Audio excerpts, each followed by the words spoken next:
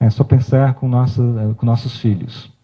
Como é que nós lidamos quando eles rompem, em tese, um limite que possa trazer dano a ele mesmo ao outro? Através da ameaça, do constrangimento, do castigo. Né? Nós não aprendemos culturalmente como fazer de outra forma. A nossa educação o tempo todo reforça a ideia da retaliação. Justiça como algo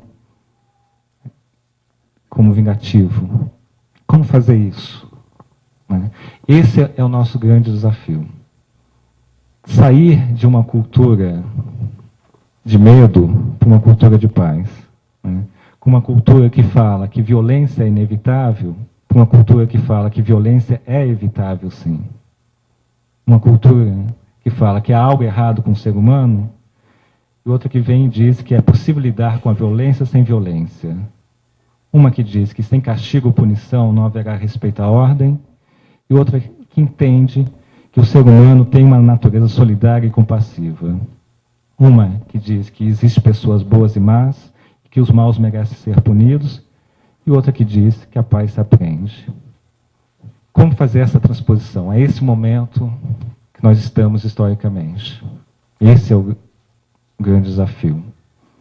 Mas como que a gente faz se no dia a dia a gente não está fazendo isso? Sequer estamos vendo isso. Se todos, a nossa educação, os exemplos de muitos dos nossos governantes, a nossa mídia, enfim, reforçam o tempo todo que a violência é contraposta por meio de violência. Agora, o fato de a gente não estar percebendo isso não significa que a gente não sabe fazer. É uma mudança de perspectiva, no primeiro momento. Um novo olhar, e a partir dali é exercitar, exercitar, exercitar. Eu posso aqui não conseguir dobrar meu corpo e botar as mãos no chão, porque eu não tenho feito alongamento. Não significa que eu não sei fazer isso. É até muito simples. Mas eu preciso que exercitar, exercitar, exercitar. Muito. O tempo todo. E principalmente ter um coletivo, uma comunidade que nos ampare nesse processo. Porque é muito fácil, mesmo percebendo de uma forma diferente, né, logo ser cooptado por esse paradigma dominante, que é de uma cultura de medo, uma cultura de guerra, uma cultura belicosa. Então, é muito importante isso que está ocorrendo aqui hoje, e muitas outras ações que vêm ocorrendo, que continuem ocorrendo. Né? Eu vou avançar. Obrigado. Então, a verdadeira viagem de descobrimento, então, consiste não em procurar novas terras, mas ver com novos olhos. Essa que é a mudança, que é aí que você tem um gatilho de mudança. Como você vê, se nós estamos querendo encarar a questão da violência, lidar com ela de uma forma diferente, é importante que nós começamos a ver essas situações de uma forma diferente. E ao começar a ver de uma forma diferente, que nós formulemos perguntas naturalmente diferentes. E ao formularmos perguntas naturalmente diferentes, teremos, quase que certo, respostas também diferentes. Eu sempre trago essa imagem quando eu falo, porque é importante para vocês, aqui uma brincadeira um pouco lúdica, do que qual é a dificuldade de a gente olhar uma coisa nova, né? Quando fala assim, que é possível lidar com a violência sem violência, e a gente não consegue enxergar. E muitos dos senhores que já conseguem enxergar, e já conseguem colocar em prática, quando vão estar falando isso para os outros, certamente os outros vão ter um estranhamento. E perceber que esse processo é natural, que não tem nada de má fé, certo? Então é importante também saber lidar com isso. Aqui nessa imagem tem uma imagem de uma mulher nova, uma cara de uma mulher nova e uma cara de uma mulher velha. Nem todo mundo vê a mulher nova, nem todo mundo vê a mulher velha.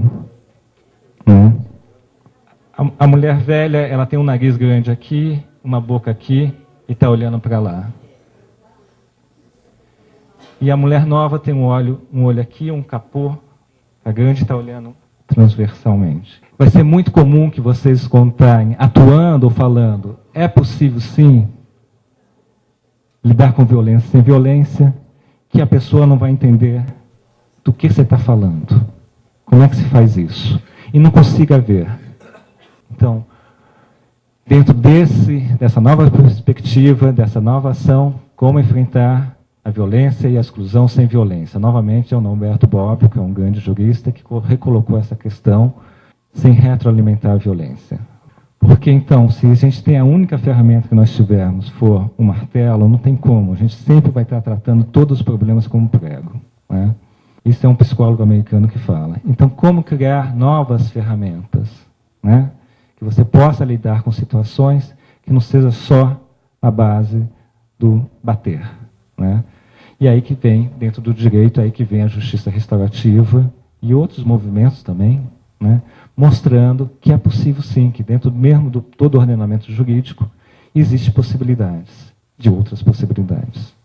Esse movimento da justiça restaurativa, ele não é recente, ele tem há mais de 30 anos que ele vem se configurando, não é algo acabado, não é um padrão que existe, é um pacote que existe na Nova Zelândia, na Austrália, no Canadá, que você pega e implementa em qualquer localidade, certo?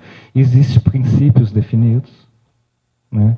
Mas é importantíssimo que se adeque a cada peculiaridade territorial, a cada característica de cada localidade. Né? Ele surgiu há mais de 30 anos, né? Baseado em frustrações, insatisfações, quebra de expectativa do sistema retributivo, do sistema punitivo, um sistema que prometia muita coisa, mas não cumpria, que vem prometendo ainda, inclusive, que gera uma série de dúvidas, entre elas, que a função dissuasória ou intimidatória da pena, ela realmente fica a dever. A perspectiva de ressocialização, a gente sabe como que as coisas se dão na prática, como que é quase que impossível que isso ocorra no sistema punitivo. Esse complexo e custoso aparato institucional, que efetivamente não funciona como um sistema de responsabilização. É muito comum também que a pessoa que cumpre a pena se dê por zerado, acabou, já cumpri minha pena e estou limpo. Né? Não leva a uma efetiva reflexão do valor da norma que foi rompido, né, das causas que geraram aquela situação. Não leva sequer a lidar com as consequências daquela ação danosa. Um sistema que não produz justiça, mas quase que invariavelmente produz na prática retaliação, que não satisfaz a vítima ou repara o dano. A vítima é chamada no processo como meio de prova, né? E muitas vezes quase que é submetida a uma segunda violência também, nesse processo impessoal e burocrático. Quer dizer, o sistema que está dentro todo de uma lógica dogmática, né? Onde nós temos o monopólio, o monopólio da violência, o uso legítimo do monopólio da violência, baseado no Estado, que chama para si essa legitimidade, e lida com a violência de forma violenta. Né? Um sistema que não integra, né? Que tem um raciocínio absolutamente excludente, né? Discriminatório. E é importante, sim, nós sabermos diferenciar o joio do trigo, né? Saber o que é veneno, o que não é. Mas como é importante, sim, também você saber como integrar isso, como lidar com isso, não de uma forma só excluindo. Né? Enfim, um sistema que realmente, dentro de suas estruturas, às vezes não muito claras, né, acaba realmente sendo agente de violência. Na justiça restaurativa, né, então, ela vem propondo refletir sobre esse sistema, né? Ela vem com uma forma complementar, muitos entendem que é alternativas, mas ela entra de uma forma complementar. Nós temos, acho que, um longo processo histórico até, eventualmente, ela ser uma forma alternativa, até que nós chegamos a falar de justiça como uma coisa só, não precisa ser justiça restaurativa e justiça retributiva, e quando fala de justiça, sabemos que é uma forma única de agir perante um conflito. Então, ela vem buscando exatamente lidar com essa questão